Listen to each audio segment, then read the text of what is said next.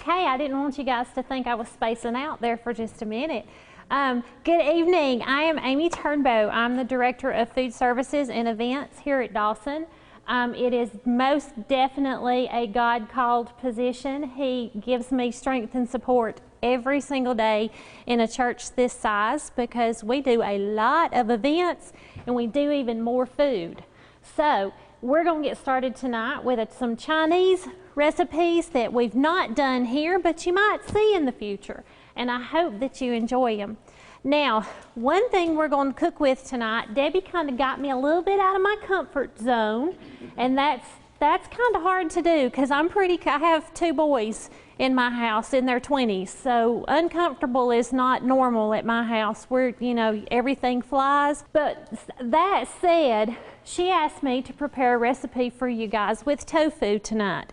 So I haven't done that since culinary school, and I had to do a lot of reading and a lot of catching up and a lot of remembering how to cook with tofu and different things about tofu.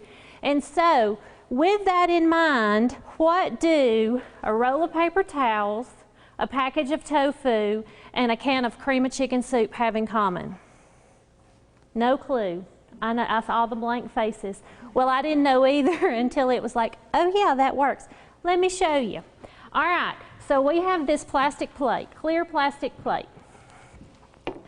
And on it, we're going to put a stack of paper towels, just like this. And tofu is a very wet product. It's got lots of water, lots of moisture in it.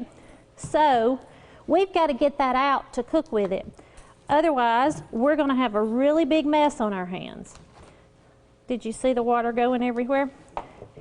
So let's get this open.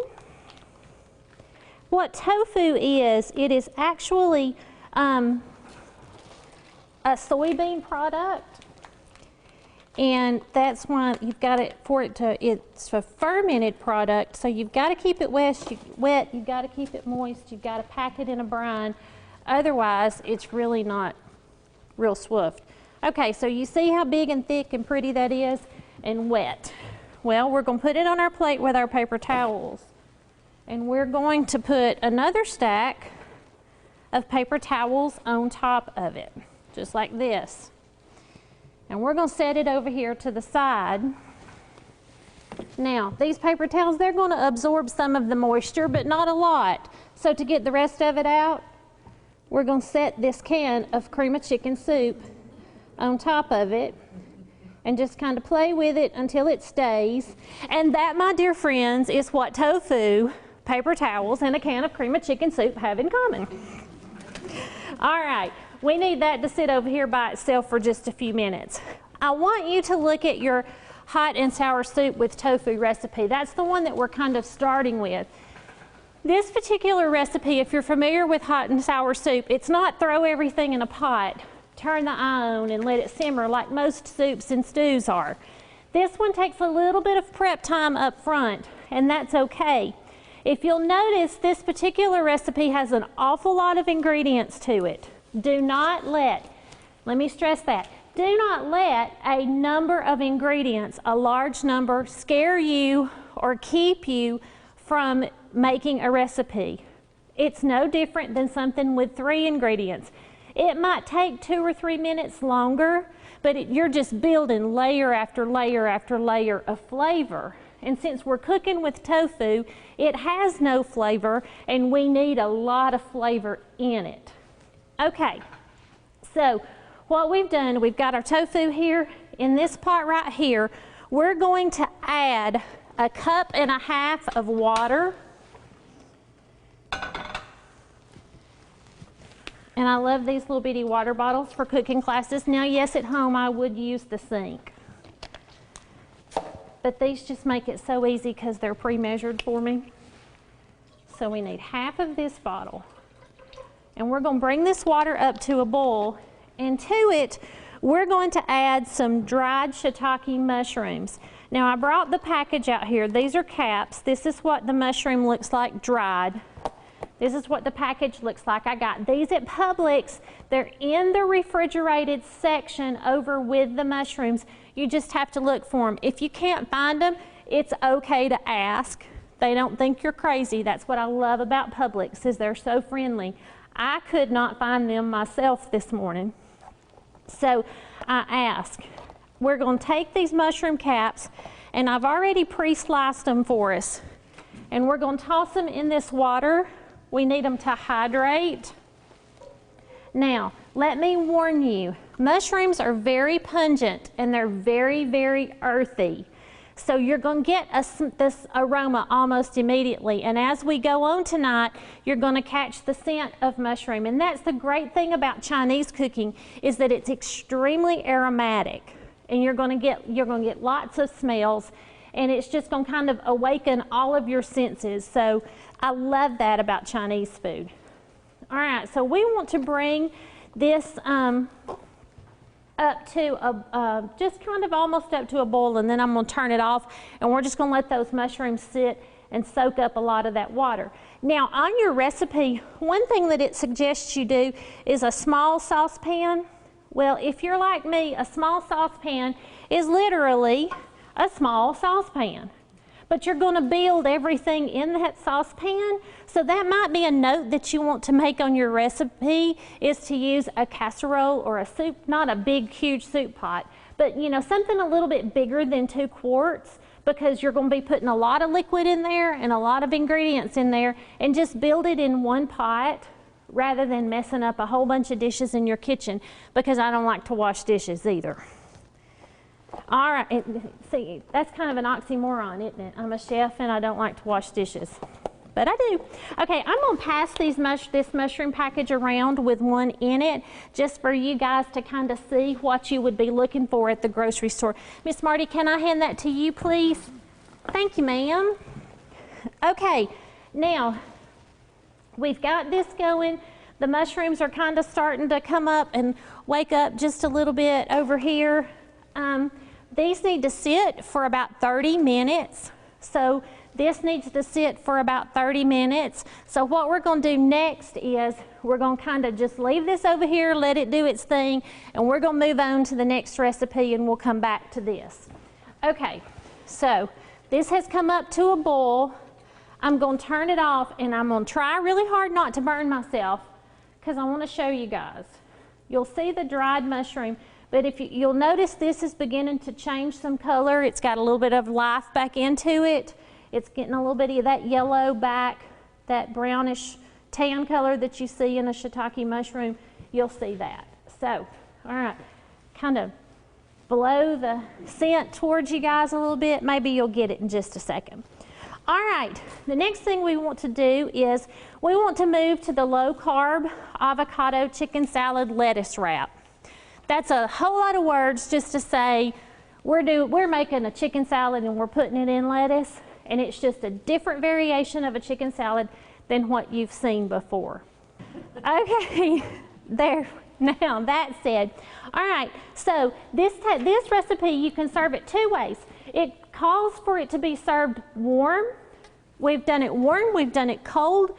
They're both equally good. We're going to serve it to you chilled tonight because we needed to make just a little bit more ahead of time so you guys would have plenty of samples. So 4 quart pot, we've boiled 2 quarts of water.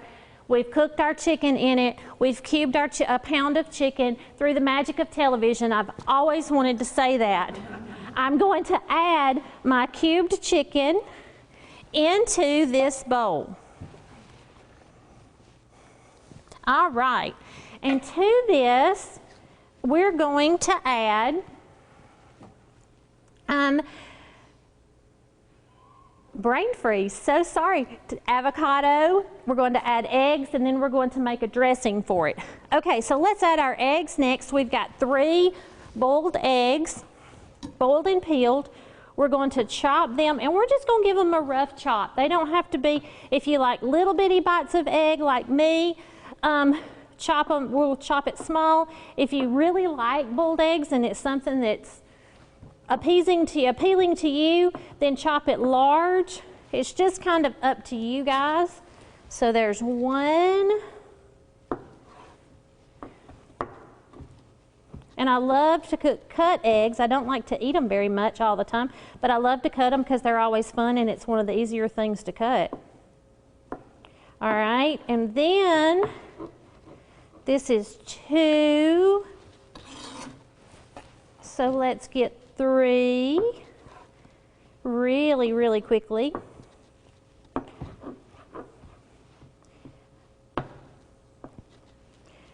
All right. There we go. There's 3. Okay, then we're going to cut our avocado. How do you pick an avocado? Well, if you were here last month at the Mexican class, you learned, but if you weren't, I'm going to tell you now. You want something, color doesn't always matter. Some are green, some are more of a dark brown. Color doesn't always matter, again, but you want to mash it just a little bit. You want it to be a little soft, but you don't want to mash it and your finger go through it. You want it to be, you know, kind of spring back when you cut it. And then to cut an avocado, you just kind of go around it like this. Because in the middle, there's this huge golf ball sized seed. So to open it, I have found it's easy if you just twist it like this and pull it apart, and there's your big seed. Now, you can't get the seed out without messing up the flesh. So this is when you take your butcher knife and you very gently, without cutting your hand, knock it into that seed like this, and then it just lifts out, okay? Now, sometimes getting it off your knife can be a little bit difficult, like this one decided to be.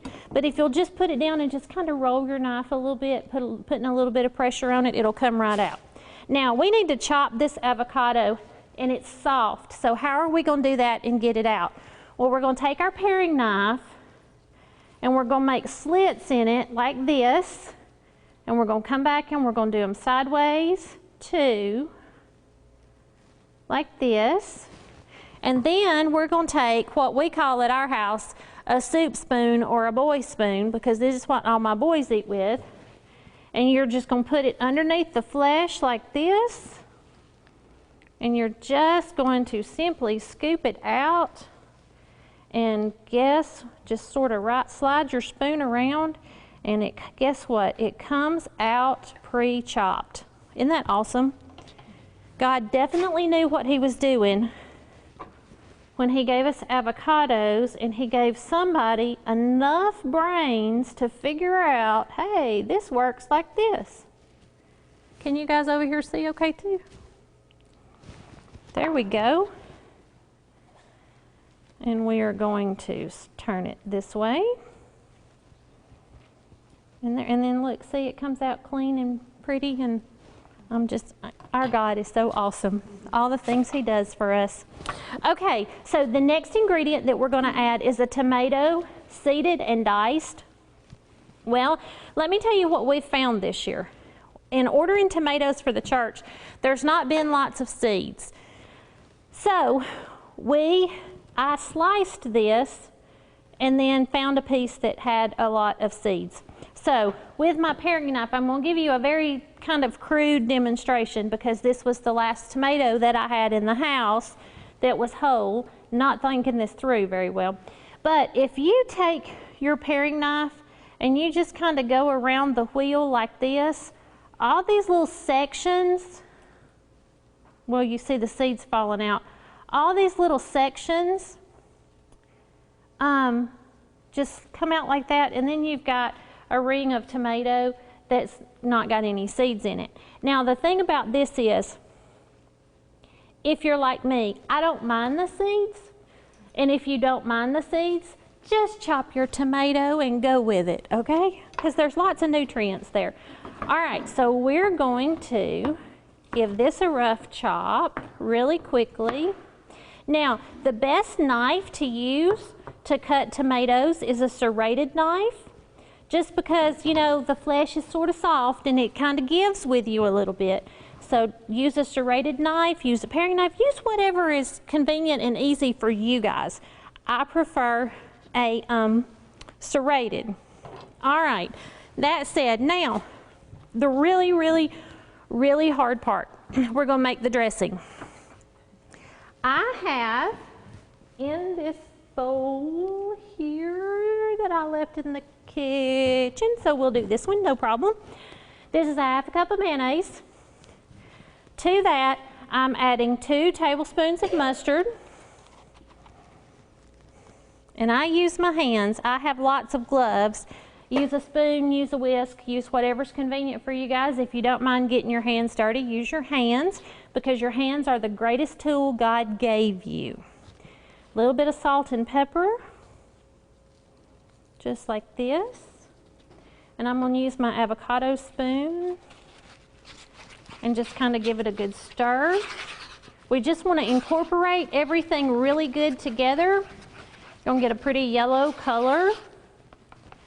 And we're going to take it and drop it on all of our vegetables like this. All right, and then just toss it. Really plain, really simple. Just give it a quick toss. A spatula works good, a spoon works good. Again, use your hands. Don't be afraid to put your hands in your food and play with it, because you learn a lot about texture and you learn a lot about what foods will hold up well, what foods won't. If your knife didn't go all the way through your avocado, you can break the pieces apart like I'm doing now. All right, we've got this. Can you guys, everybody see okay? Really pretty, it's a beautiful color. Okay, now what we're going to do is we're going to take this gorgeous lettuce. I love romaine lettuce for lettuce wraps. It's a good hearty lettuce. Not everybody likes the vein that comes up the back of the leaf. I do personally, and the reason is it gives you a good building bridge to build your wrap on. If you're not a bread person, or you're in Debbie's Healthy Lifestyle class and you know that bread is taboo, then lettuce wraps make a good substitute. And if you use a really good romaine, it makes a fantastic, fantastic sandwich. You see, these are beautiful leaves. Now, you're going to get breakage on them from time to time, and that's okay. That's no problem. But you see this good vein here that gives you a good building backbone for your sandwich. So what we're going to do is, I'm going to use my hands, is we're just going to fill the center of this up just like this. Now, one thing I have learned is to roll, don't go all the way to the edge, otherwise you're going to be wearing most of what you're putting in your wrap, okay? Leave a little bit of room and then fold it over like this, cover that end up, and then just fold it like you would a taco or a burrito. And when you eat, start on the open end. That way it doesn't, you've got this end closed and protected, and it doesn't squirt down the front of your shirt. Because, I mean, let's face it, how many of us wants to be wearing our lunch, even though I dare say most of you are like me and you do anyway. So that's our quick and easy lettuce wraps. These are great appetizers if you're having a tailgate party, if you're having a summer by the pool get together, if you're going to a Sunday school class social. These are something great that you can take. This recipe says it makes 6 servings. Well, I have found that it makes probably somewhere closer to 8 or 10 if you don't overfill the wraps. Take it, you can always cut them in half if you want to. You can use a toothpick to secure it closed if you want to. Put them on a platter, and it's a fun sandwich. See, that fell out the end.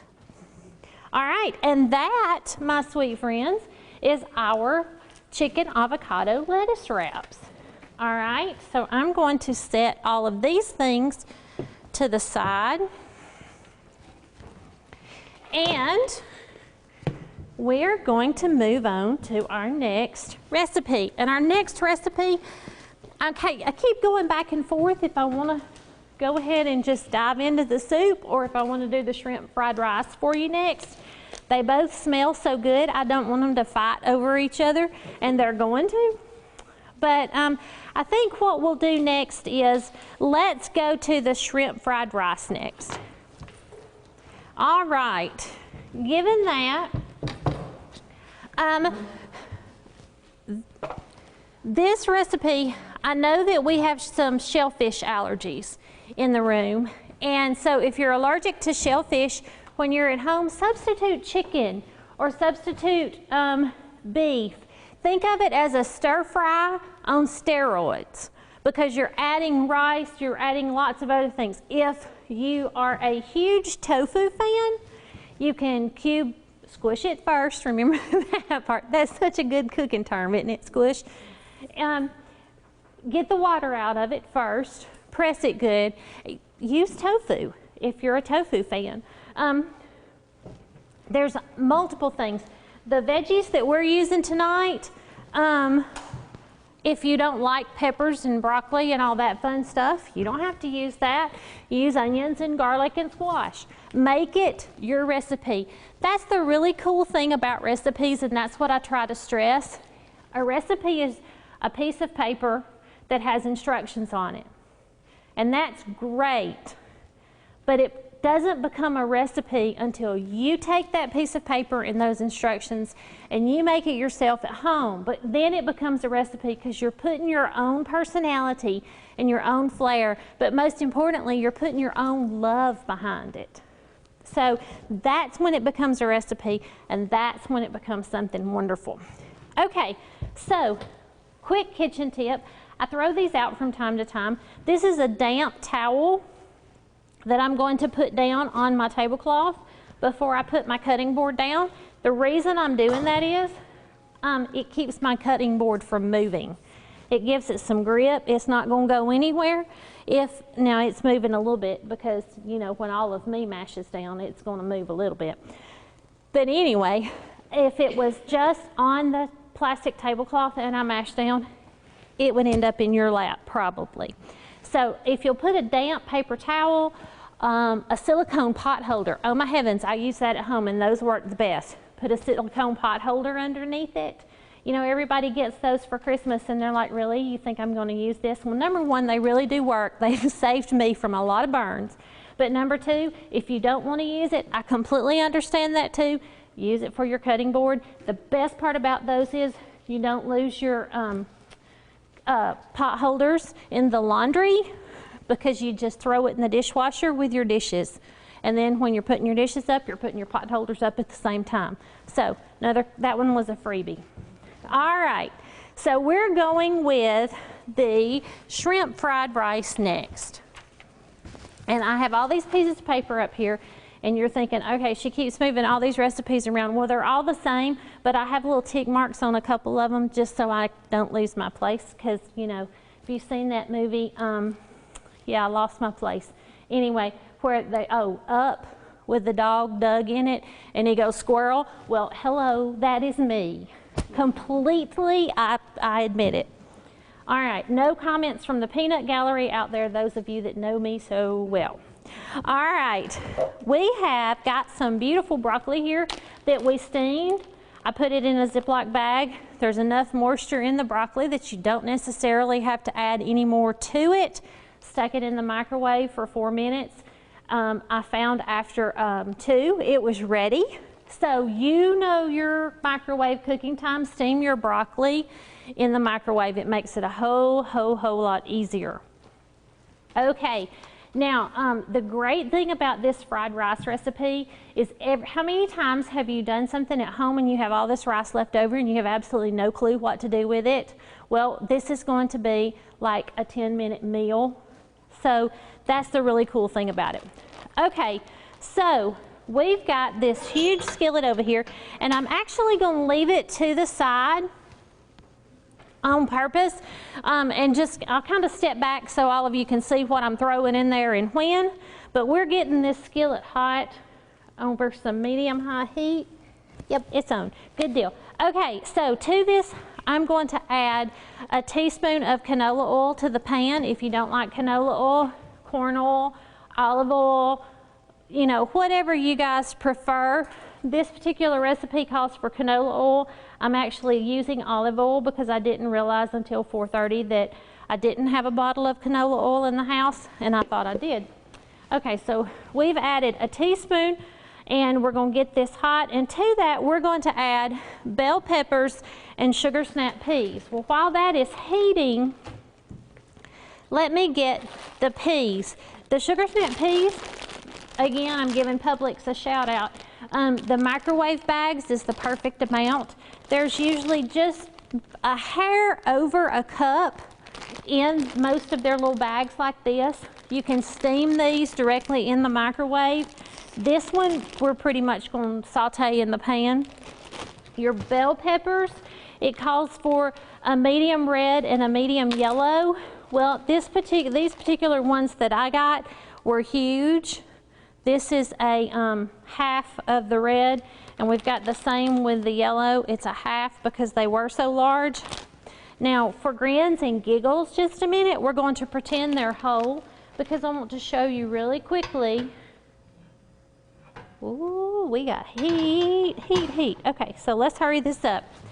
When you have your bell pepper, if you will make a cut straight down this way, like this, then do a quarter turn, make another cut.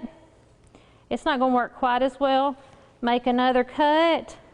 Then by the time you've done your quarter turns and made your 4 cuts, you've got a square. You don't have any membrane or seeds. You can throw the whole top away. Okay, here we go. Let's do the same thing. I'm going to do this a whole lot quicker. All right, we want to julienne. Always cut the bottom of the off if it doesn't cut, because there's lots of flavor there too, and it's a shame to waste it. All right, so we're going to do some thin strips here. Really, really quickly, because this is so tall, I'm going to turn it sideways. All right, and then we're going to do our red. Woo! These are juicy. That squirted. Did you see that? That means they're good. Lots and lots and lots of great flavor. I love bell peppers. If you don't like bell peppers, like I said, pick something else that you do like a lot. If you like green, throw green in here. Make this completely your own. Ooh, we got a hot skillet. Smell that oil. Okay, we've given that a rough chop. We're going to throw these peppers in. Favorite sound in the whole world next to a sweet baby. Favorite sound. All right. We're going to add these sugar snap peas. We're going to stir fry these for a couple of minutes. There we go. All right. Now, this is where the chefs on TV, you know, do the pan flip thing. Okay, the last time I did that, I wore every single thing in the pan, and it was hot. So I'm not going to do that for you guys tonight. I know my own limitations, and that's one of them. I am not practiced enough. All right, so we're just going to give this a quick stir. Check your peas. Sometimes in all fresh vegetables, you'll get a leaf or you'll get something else in there that you think, oh, that wasn't really supposed to be there. But it was, and it's okay. All right. Let that cook for just another second longer. We'll clear this out. Okay, so while this is cooking, we're going to talk about ginger just a minute. I have a piece here of fresh ginger. That's in all Asian cooking. Fabulous, fabulous flavor. It's got a lot of medicinal purposes. Google it, look it up. It's pungent odor. It makes your house smell wonderful. Throw it in a pot on the stove and your house will smell clean even if it's not. I know these tricks firsthand, absolutely. Lots of good things. It's got this woody, barky outer skin on it. You can do one of two things. You can use a vegetable peeler. You can take a paring knife and just kind of, you know, slide it off like this with a paring knife. Lots and lots of different things. Different ways to peel and clean your ginger. You see I'm trying to get the paring knife through it. It's a little difficult to do that. You might want to go to a bigger knife. It's a root, so it's got lots of strings, lots of stalk in it, which is okay. This particular recipe calls for grated and peeled ginger. Found another leaf right quick. There we go. Okay, so let's turn that off for just a minute. Let that sit for just a second. Okay, so how do you grate ginger? Well, you want a clean end where there's no break and there's no scab from where this has been broken off of the original root. You want to make sure you've got all this woody bark cut off, and you're down to just the flesh meat here. Now, if you've got a box grater, you want to do it on that very small, fine side that you think is not good for anything but your knuckles or cheese. Or my favorite tool in the whole entire kitchen next to my knife is this right here, and it's called a microplaner. And it's literally what it says it is. Somebody finally got smart, I don't know how many years ago, and went out to their husband's woodshed where he does all of his woodworking, and they brought his in and said, watch this. So watch this. We're going to kind of grate it a little bit. Now, the cool thing about a microplaner is it holds it on the back like this. You want lots and lots and lots of good flavor.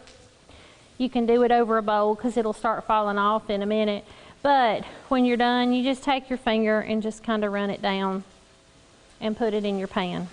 Now, I've already got some grated, so I'm not going to use this particular piece, but I do want to pass this piece around because I want everybody to have the opportunity to smell it, to play with it, to know what it is. Yes, your hands are going to smell like ginger afterwards. If you don't want them to, hold it in the palm like this when the person beside you hands it to you. Thank you, ma'am. All right. So we're going to pour up these into our bowl because we need them to sit for just a few minutes. Now, typically you wouldn't use a metal spoon in a nonstick skillet, and I'm very much aware of that. But we only use metal spoons, and so my non-stick skillets forgive me. All right, so we've got that out. So what we're going to do now is we're going to add 2 more tablespoons of oil back to this pan. There we go. And to this, we're going to add our ginger, and we're going to stir fry it for about 10 seconds. And we want to swirl it around. We want to get a good coat on the bottom of the pan. All right, let's turn this back on. And we want to get our grated ginger. That's what this is right here. Okay, are you ready? Are you sure you're ready? Because it's about to smell fabulous in here. And the way I said that, if you have not figured out how Southern I am, oh my goodness, I am so sorry. Boy, that got me. Okay, so we're going to add all of this fabulous ginger. Yum! All right, folks, here comes the fun part. We want to just kind of move that around the skillet a little bit. Oh, yeah. Can you smell it? Kind of pushing it your way a little bit. All right, to this, we are going to add our rice. That leftover bag of rice that you've got sitting in the refrigerator you can't figure out what to do with. It's going to pop because there's a lot of water in your rice, remember. It's going to be clumpy. That's what your spoon is for, just to kind of break it up. Just move it all kind of around in your skillet. It's going to let go in just a second because we're going to add some more liquid to it. You guys are in for a treat. Here we go. All right, we've just kind of broken that up a little bit. It's going to break up some more once we start adding stuff back to it. You know what? And if it doesn't, that's okay too. I have chosen to use a long grain jasmine rice tonight. I love jasmine rice. It's got a real nutty flavor, it's a real hearty rice for dishes like this. Just one of my absolute favorites. Okay, so in the recipe in front of you, it says saute this for 5 minutes. So we're going to pretend that we have sauteed this for 5 minutes, and we're going to go ahead and start adding other things. Now I will tell you, you want to saute it until it's browned good. Well, and that'll kind of break it up too, but that's another really good thing about what I'm showing you guys tonight. And the fact I've got a few pieces that have clumped, because I can show you, this is what you want it to look like. You want a good brown caramel color on your rice. Okay, let's just kind of break that just a tiny bit more. All right, so we've stirred this. It's been in for 5 minutes. And we're gonna take the rice back out of the pan. And where are we gonna put it? Are we gonna dirty up another bowl? No. Ow, hot, hello. It's all going the same place anyway, so let's just dump it on top of our vegetables. Number one, it keeps the vegetables warm. Number two, all that ginger flavor soaking into the vegetables and all the vegetable flavors soaking into the rice. So we're good to go. Okay, now, this is the point where it tells you to wipe the pan with paper towels. And we're going to do that. But the chef in me is going, all that flavor is still in that pan and you're throwing it away. So, personally, I would leave it. If you don't want to, it's fine. If you're a stickler for following directions, it's okay to wipe the pan.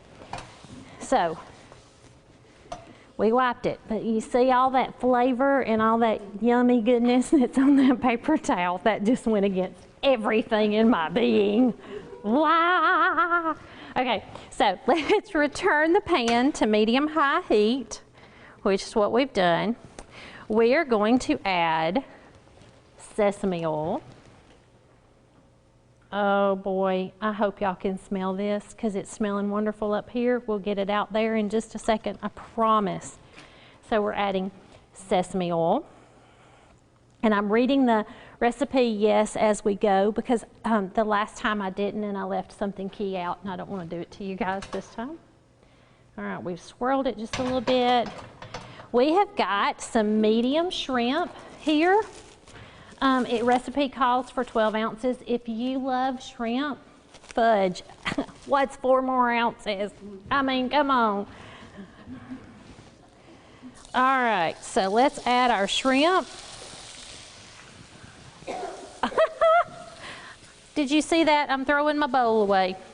Now, I'm going to change my gloves. I use lots of gloves because I've touched a protein with them. I don't want to cross-contaminate you guys, even though it's all kind of going the same place. Safety's a big thing with me. So once you put your shrimp in the pan, if you touched it with your bare hands, and that goes with any meat or any protein, make sure you wash your hands. If you're going to cut vegetables on the cutting board that you've cut chicken with, wash the cutting board and the knife with hot soapy water. All right, so here we go. We've tossed this shrimp in, and how many of you have cooked with shrimp before and you know that it doesn't stay gray when you cook? You can see it's starting to turn the pretty pink color as I throw it at you that you're used to in shrimp when you get it served. So you just want to kind of keep an eye on it. We're going to cook it for about a minute, and then we're going to add one of my favorite things to eat, and that's edamame. Edamame is a vegetable that is high in protein, and if you don't know what edamame is, well, at some point from this, which is actually a soybean, you get this tofu. You see how it's all kind of interconnected tonight? Lots of fun, lots of fun. Okay, so let's open this edamame.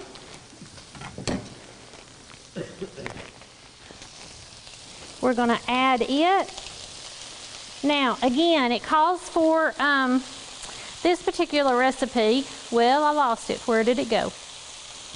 1½ cups of frozen. This is 12 ounces, which is the equivalent of 1½ cups frozen. So just one of these bags thawed works perfect. If it's a 16-ounce bag, again, what's 4 more ounces? Just go ahead and add them because you're just getting a little bit more protein and a little bit more flavor.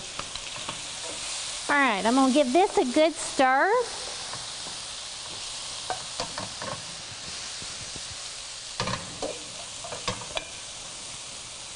Okay, that shrimp's going good. I'm gonna take I'm getting a good crust on one side, but the other side is still a little gray. So I like that little bit of crust. It just makes the shrimp taste to have a whole lot more flavor. So what I'm just kind of doing is taking my spoon and flipping them over like this. All right. So what we've got, if you guys can see, everybody can see, is we've got our shrimp and our edamame in the pan together, like this. Can you guys in the back see okay? If you can, it's okay on the sides to stand up. All right. So we've cooked that for a minute. Now we're going to stir in some soy sauce, low sodium soy sauce. We're going to stir in some hot sriracha sauce. This is a Chinese hot sauce, much like we eat a lot of Tabasco and things like that in the South. Well, this is their version of Tabasco. It is hot and it is really good. Really good. I have a bottle in the back that we'll bring out in a little bit for you guys to look at. And that's just a little bit, 1½ tablespoons of rice vinegar. We're going to give this a great stir real quick. Let's see, and this says cook for 3 minutes or until it slightly thickens. And my pan is so big, it's not taking it long to thicken at all. So, what we're going to do now is we're going to add the vegetable mixture back, and we're going to put some fresh green onions in it. So we got our vegetable mixture back in there. And some fresh green onions. And this is 1/4 cup, which is usually about 4 good green onions. We want to cut the little furry hair off, which is the root end. And then you want to use the white and the green both, because there's lots of flavor in both. So let's give this a really quick chop. You can cut it on the diagonal if you want to be fancy. You can cut it straight. Just kind of whatever you guys want to do. There we go. Sometimes the piece on the very back will do this right here, and it won't all come out. So what I have found is if you just kind of split it open and run your fingers down it, it comes right out. So we're going to add this green onion. Oh, folks, here we go. Here we go, here we go. All right, now we're just going to give it a good stir to get everything combined well. Is the fragrance getting to you yet? Oh, I hope it is. Oh, how I hope it is.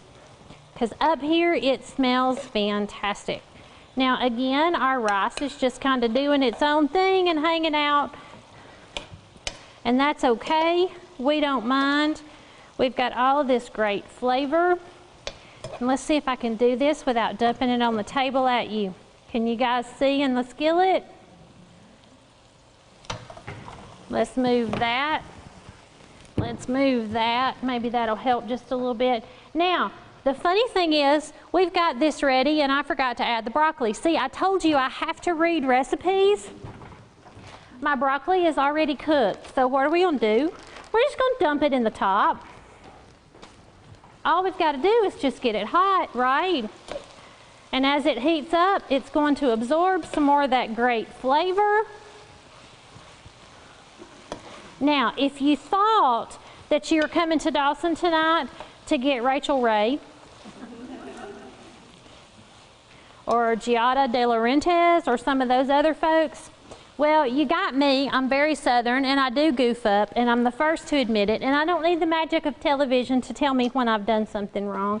I usually know it long before anybody else does. And you know what? That's what makes the recipes mine, because I have found some of my best goofs and some of the biggest things I have forgotten to add have turned into my best dishes. And on, on Wednesdays or at some of the senior adult banquets, you guys have raved over some of the biggest messes I've ever made. We scrap the old recipe, we go with the new recipe because y'all have loved it. So yes, I'm telling on myself, and no, I don't mind doing it. Okay, so I'm gonna set this here because this is gonna burn if I don't, and let's dish this up so you can see how absolutely stunning this is. Now, if you serve this at a party, or even just to your family at home, they're gonna think you worked so hard. And folks, I'm gonna be honest with you. I will never tell on you. Nobody has to know but me and you and whoever watches on the internet that we did this in less than 10 minutes, okay? Is that not just like the most beautiful bowl? And the steam will go away on the sides in a minute, and you've got all these colors. And again, if broccoli's not your thing, if snow peas aren't your thing, if edamame's not your thing, play with it, make it yours, and make it fun. That's the really cool thing about cooking. My goal in life is for the world to enjoy cooking as much as I do. And I let her take my tray. Uh-oh. Okay, so we'll just do this right here. Now, here we go. Okay, on to the thing Debbie has been so excited about all day, and that's the hot and sour soup. And this is going to be lots of fun. Now, you remember the part where I told you when you move from recipe to recipe or protein to vegetable or something like that, that you always get a fresh cutting board. Well, at the moment, my fresh cutting board is acting as my hot pad because, like I said, I'm not afraid to tell you when I mess up. So, close your eyes. 1, 2, 3. Ta-da! We got a fresh cutting board. We do have these recipes made in the back for you to try, so you're not going to get my goofs. All right, here we go. So this is, remember, this is the pot that's got our fresh mushrooms in it. And to show you our fresh mushrooms, this is what they look like now. It looks like a mushroom should.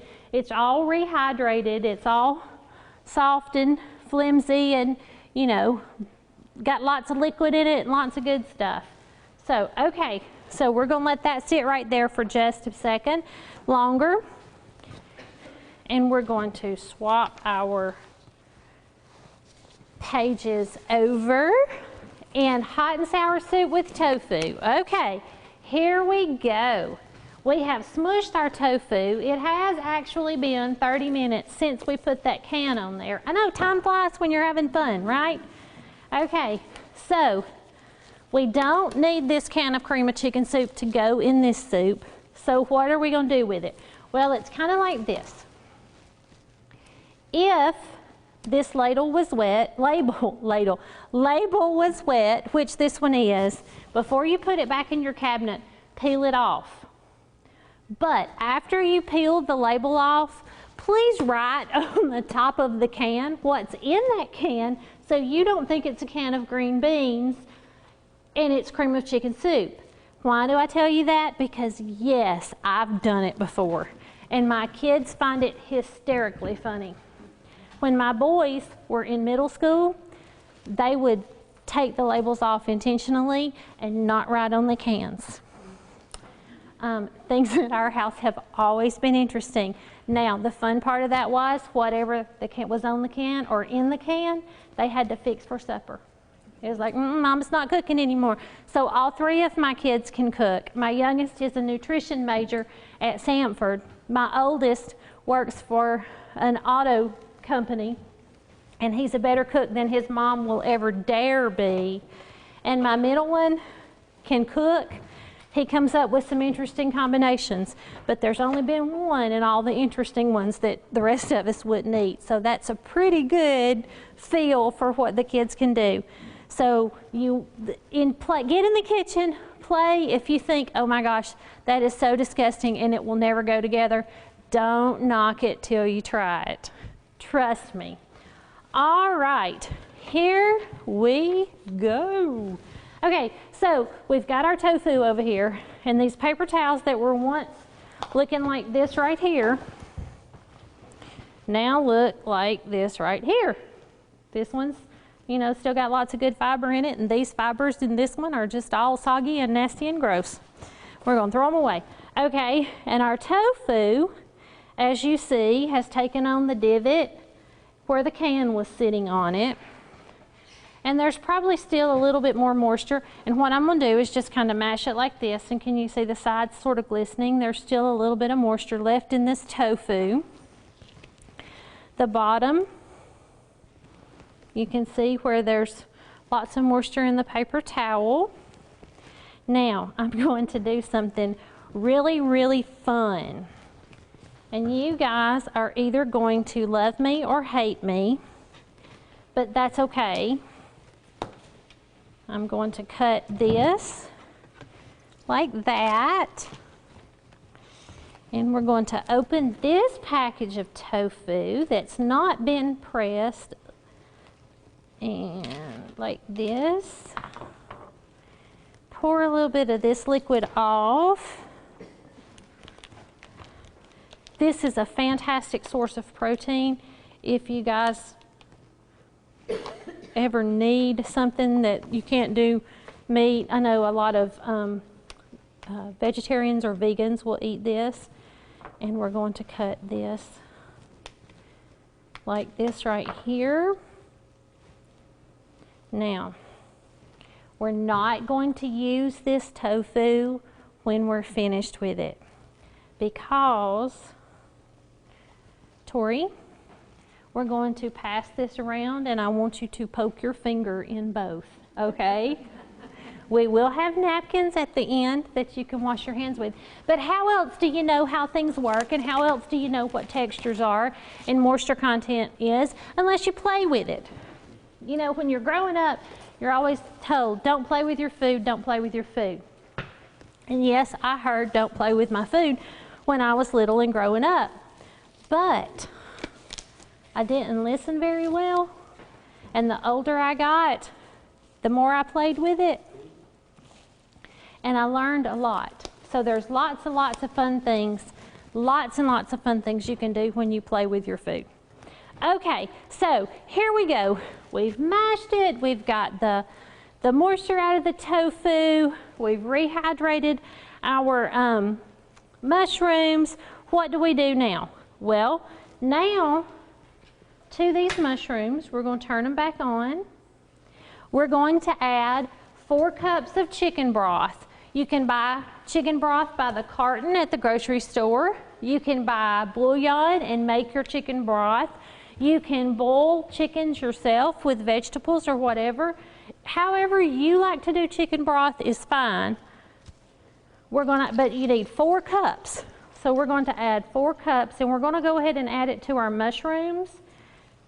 Now, we reconcentrated some chicken bouillon, as you can see. All that good flavor I don't want to lose in the bottom of this, so I'm going to take just a tablespoon of water. Okay, so here we go. We've added our broth, and we add the next 6 ingredients. So to that we are adding 1/4 cup of white vinegar. We're adding 2 tablespoons of low sodium soy sauce. Now, is there a difference in regular soy sauce and low sodium soy sauce? Taste, no, but sodium content, it is huge. Read the labels at the grocery store. I encourage everybody to do that. Okay, a tablespoon of finely chopped peeled fresh ginger. I know you tried the ginger. Okay, we've done the same thing. Rather than shred it, we peeled it and we cut the root and we just finely chopped it in little bitty cubes. We're going to add that in here. We want to get all that good flavor out. In case you can't tell, I'm huge on flavor. If it doesn't taste good, what's the point of wasting your time? We want all that flavor in there. We just want it fabulous. Okay, we're going to add 2 teaspoons of sugar. My sugar is not measured. The reason is, if you were here last month, you know what I'm fixing to say. If you weren't, I'm going to teach you a trick. We're not going to need gloves for this part. This well in my hand, God gave to me. And when I fill that well up, it's a teaspoon every single time. So, take my gloves off so you can see. I'm going to pour some sugar in it. I filled the well up, and if I had a teaspoon in front of me, that would be a teaspoon of sugar every single time. Go home, play in your sugar. How many times does anybody in a healthy lifestyle class tell you, or a health and wellness class tell you to play with sugar? Well, I just gave you a pass. Find out what in your hand constitutes a teaspoon of sugar. Just like this hand, a cup of flour every single time and twice on Sundays. Play with your food. I cannot stress that enough. Okay, so with sugar, we're adding 3/4 of a teaspoon of white pepper. All right, and a clove of garlic minced. And of course, I left my garlic in the other room. But you know what? It's absolutely no problem. I can mince it really quickly. I want to, while we're doing that, send this clove of garlic, this bulb of garlic around. And the reason is, how do you buy garlic at the grocery store? Do you buy the ones that's beginning to separate? No, it's been out of the ground a really, really, really long time. When you're buying fresh garlic like this, which I hope that you are, how do you tell if it's fresh? Well, you don't want any of this onion skin, or in this case, garlic skin, peeling off and opening up. You want the tip up here on top tight and closed. We're going to send this one around. Now, yes, there's a hole down the center of that one, and it's okay because all the outside pieces, all the outside layers of skin are still tightly closed around it. Okay, so we need a clove of garlic. Now, I had a friend that made a recipe one time, and she was so proud of herself, and she was Italian, and she was excited because she'd cooked with garlic and blah, blah, blah, and the recipe called for a clove of garlic. Ladies and gentlemen, this is a clove, this is a bulb. There is a huge difference, okay? All right, I tell you that just because I have to honor Betty every time I play with garlic. All right, so how am I going to get this out of the skin? I'm going to lay it down, I'm going to lay the flat side of my knife on it, and I'm going to take the heel of my hand, and I'm going to hit it just like that a couple of times.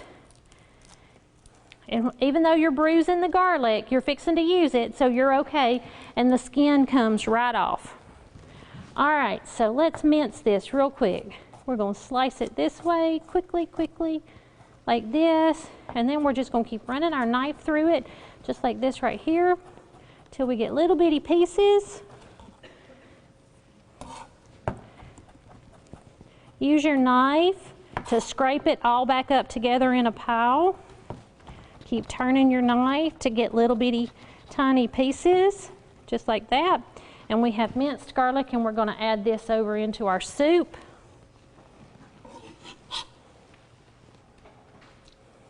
Just like that. Okay, so we're going to give this a quick stir, and we're going to use our ladle for that. I was going to use my knife. Yes, you saw me. We're going to give this a really quick stir like this.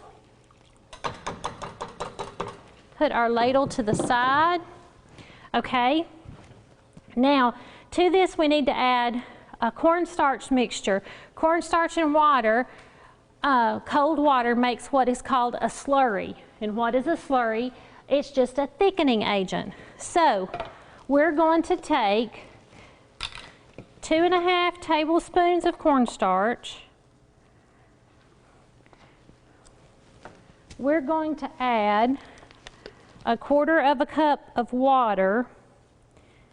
For those of you that are saying she is making Elmer's glue, that's exactly what I'm doing. We're going to give this a really good stir with a whisk. You can use a fork, whatever.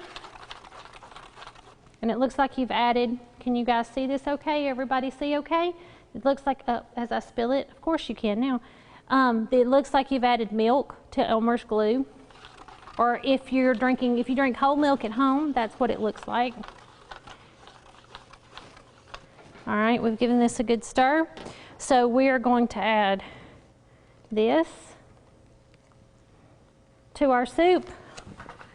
We have cut and cubed our tofu. Now we've cut it, this is about, what's that, a little bit bigger than a Jolly Rancher. If you don't want like pieces this big, cut it smaller. I'm assuming everybody knows what a Jolly Rancher candy is, okay?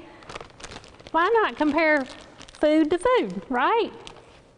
Okay, so we're adding our tofu.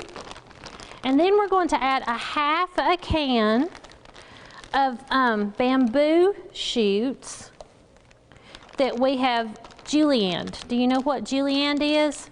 It's when you cut it long ways in strips. So you only need a half a can. What are you going to do with the other half of this can of bamboo strips, bamboo shoots? Well, it's kind of like this.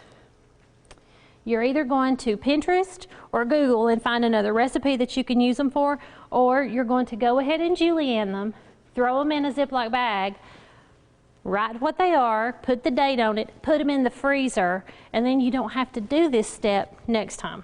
So we've taken this can, and what I have found that works the best is to put them in stacks, and then just come back and run your knife through the stacks like this.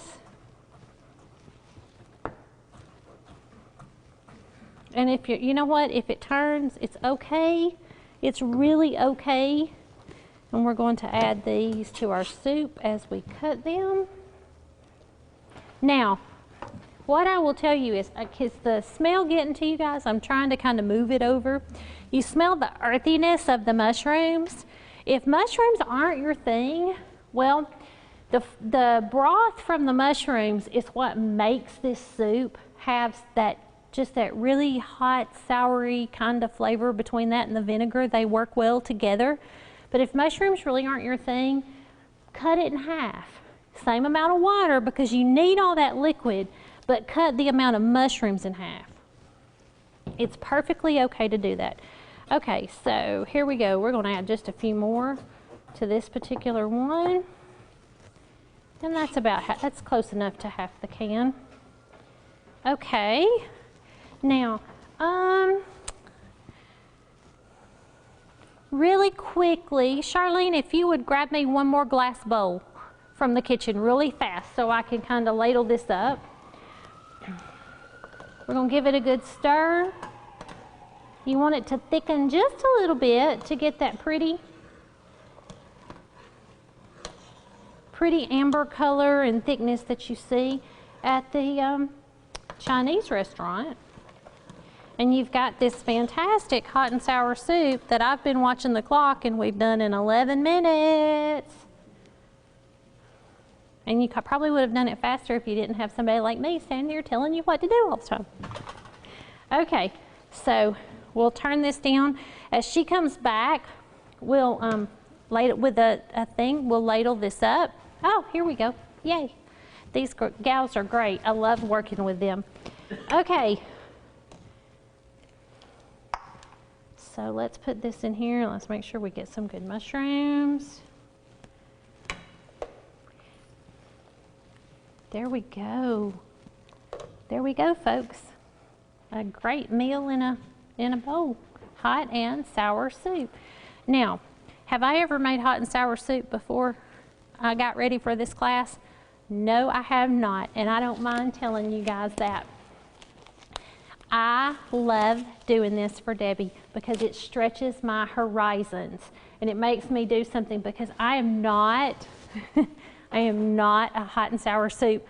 I'm not an egg drop soup, any kind of soup person. Now, again, I tell you that I always forget something and I didn't put the egg in this recipe. So let me show you how to do that really, really, really quickly. Now, I'm not an egg fan. That's why I choose to forget them at every opportunity possible, which is why I don't like hot and sour soup, and I don't mind telling you that. But what I will tell you is, have I eaten it? Yes, absolutely I've eaten it. Why? Because it's a learning curve and it's fun to experiment. How do you know you don't like something? Because your brother told you growing up or your sister told you. How do you know you don't like it? You don't until you try it. So we're going to crack this egg in here. We're going to give it just a real quick whisk here. Now, the recipe calls for green onions as well. If you want to add green onions, do. If you don't like onions, don't. It's just kind of up to you guys. And what we're going to do is turn this back up just a little bit. I'm going to very slowly drizzle this egg. That was not slowly. Into this pot, just like this. Because what you don't want, there we go. I'm going to give it a quick stir and see if we can find that plop. Oh, good, it broke up. What? Nope, there it is. Found it. Yay. See if we can get it out. What you don't want is this right here to happen. Let's see how we can do this. Here we go. And have scrambled egg, okay? You don't want scrambled egg. All right, so let's do this. Let's do something really fun. We're gonna very gently pour this back in, just like that. We're going to get this towel because even though, as my children say, I have asbestos hands and nothing hot bothers me, it is a little bit warm. Oh, I found it, the big one, the really big one. Use your spoon, break it up. There we go. We're going to ladle this back in. Hey, you know what? I'm going to put it in the bowl. Then you can see what not to do. How about that? There we go. Here's your hot and sour soup. Now, can you have hot and sour soup without egg in it? Absolutely, you can. Can you have hot and sour soup without green onions in it? Absolutely, you can. Can you have hot and sour soup without mushrooms in it? Absolutely, you can. Constitute the mushrooms, get the mushroom broth, and then just put them aside, or I hate to say it, throw them away, but throw them away. If you don't like the texture of mushrooms and they don't do it for you, no problem. So instead of cooking our green onions, we're just going to kind of drop them on top. That'll give it a little bit different texture, a little bit different consistency. And there you go, we're good to go. I hope you guys have enjoyed this. I'm going to let you ask a million questions. I'm going to try to answer all of them.